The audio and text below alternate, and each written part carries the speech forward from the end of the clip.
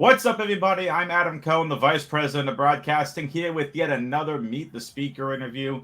This time, we're talking to Jim Kirlin.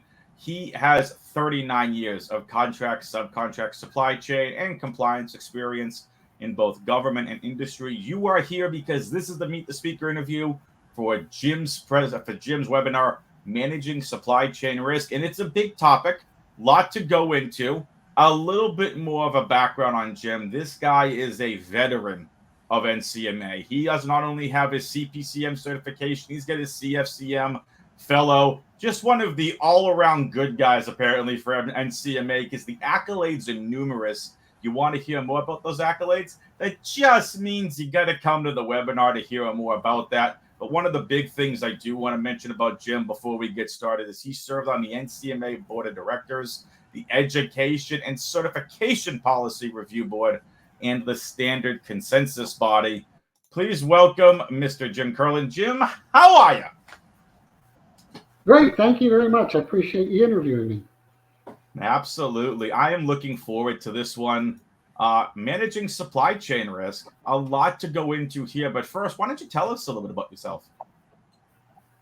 Well, as you say, I've been in the NCMA for 39 years. I've worked at the chapter level, all kinds of positions, moved around a lot. So had the pleasure of being with many, many chapters, and also had the opportunity to work at the national level in several positions. So I really appreciate NCMA giving me those opportunities to network and learn a lot from my peers.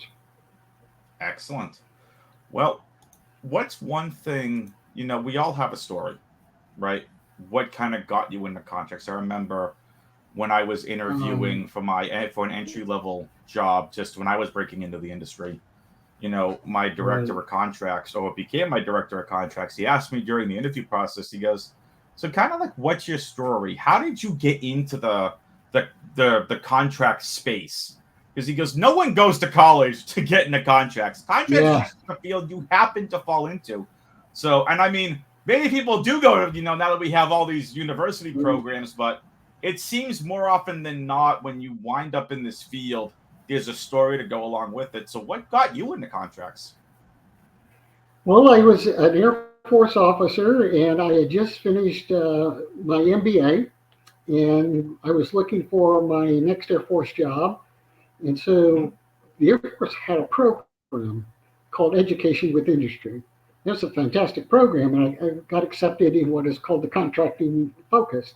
So I actually got to work for 10 months with a company before I actually then went and worked as an Air Force contracting officer. So my industry peers and mentors told me all about contracting, so from the ground up. So they were great teachers and got me off to a great start. And I love contracting ever since. So that's how I got into contracting. I love it. And thank you for your service. So, you worked on both sides of the field. I guess before we get into the next question, which is another follow-up here to the contract space, you've worked at both government and industry. And I know we have people that are going to be watching this that are from all over, whether they're on the commercial side, they could be working for the government, they could be working in the private sector. Tell us, was one thing that you kind of took away career-wise from your time in both the government sector and then industry? I think it's the professionalism of the acquisition workforce. Tremendous professionalism in my first job of working in industry. I thought these people are fantastic. And they know their stuff. It's ethical. I really want to do what they're doing. Then I got to learn from my Air Force counterparts, especially the Federal Service civilians were great mentors to me, took me by the hand and showed me, all the ropes. So it's simply throughout my career, then after I got out of the Air Force, went into industry, both selling back to the government and then also buying from other industry or being a customer to other industry. I just realized that professionalism, that was really important to me. Mm-hmm. People care about the contract management profession. They make it, I think, the most transparent, probably the largest procurement system in the world. And I think that's just a great part, a great achievement. And I was so glad to be part of it. And I appreciate the people helping me out throughout. That's awesome. So, kind of following up to that, and thank you for sharing that. So, what's overall throughout your many years of experience? What's something you like about contracts in general? Could be anything to do with the field, contract, subcontract, supply chain, you name it. What's something that you really like about the I, field? I like the challenge and I like the responsibility. I think the contracting workforce, subcontracting, you name it, they've been given tremendous responsibility to be agents for the companies. They have to know a lot and they represent the companies or the government extremely well. And it's just, again, I'll go back to that professionalism. It's just impressive to me. And, I've loved working inside that acquisition system the whole time. Mm-hmm. Every hat that I've put on, no matter a different perspective each time, but just have a tremendous appreciation for what they've done and what they do every day to do the very best, for the particular customer. Awesome. So before we get into this event in itself, and before we start talking about what people can expect, you know, normally I ask my speakers, "Have you been involved with NCMA before?" Duh. Yes, you have. So let's skip that piece. And because of and something that I want to ask, so this would be a follow-up question, but what about NCMA do you like? What kind of drew you to it? Was it just because they were the biggest body to help out with the Simbach and everything they're doing for the industry? What do you like about NCMA? Well, first off, I'll have to say I joined NCMA within the first few months of joining the industry, the contracting profession, and I just had that rare moment where my mentors and my teachers all said, "You really got to do this," and they explained why, and they were all Mm-hmm. members. And I saw what they were doing, and I said, "I trust them," and it's been great ever since. NCMA has been a critical part of my career. It's been Mm-hmm. just enormous benefit to me, and I tried then to return the favor, and the things that I've been helped with, I'm trying to return that or pay it forward with the things I write, the presentations I make, the service to chapter, service to the national office. So it's been huge to me. But NCMA, I think, is unique because it stands up and represents us as a profession. It allows us to come together in this neutral forum, and I truly mean that, where we can share our thoughts and share things, even though they're different, and talk it out and learn from each other. And I love that. And we're not trying to make any money off of this. We're doing it because we care about the profession. We're all in service to each other. So the great thing about that is NCMA is the leader of the profession. Mm-hmm. It is it sets the standards. It sets the certifications. All these are worldwide or recognized worldwide. And I like the fact that we both are the owners of NCMA. We're also the customers to NCMA, but we're also the providers. We help each other. We provide the information to each other. And we care about each other. So NCMA, I think, is the ultimate definition of a great profession, and it's helped me tremendously. I love it. So my follow-up to this, and as I'm sure you hold multiple certifications, your CPCM, your CFCM, and you're a fellow. How did it make you feel when you heard that finally, throughout the industry, that companies recognized NCMA and said, "We're now looking for people that hold those certifications"? I think it's a tremendous achievement. And I recognize that it's taken decades to get there Mm-hmm. and really patient conversations. But NCMA has earned its stripes. Mm-hmm. It earned that kind of recognition Yeah, to because become now the industry standard, to exactly, say they are the ones. It's not anymore like there's still ANSI certifications, all these other ones, but to recognize for contract roles, or subcontracts, whatever, to say this is now accepted as industry standard. As if you have this, it's preferred. It's not required in a lot of spots. But I felt so good when I heard that, because I've been wanting to go to get my CPCM for some time now, and people are like, "Oh, it's just one of these means." It's like, no. Now, if you have that certification, it's now preferred for a lot of employers. So I love personally hearing that, just about that becoming industry standard.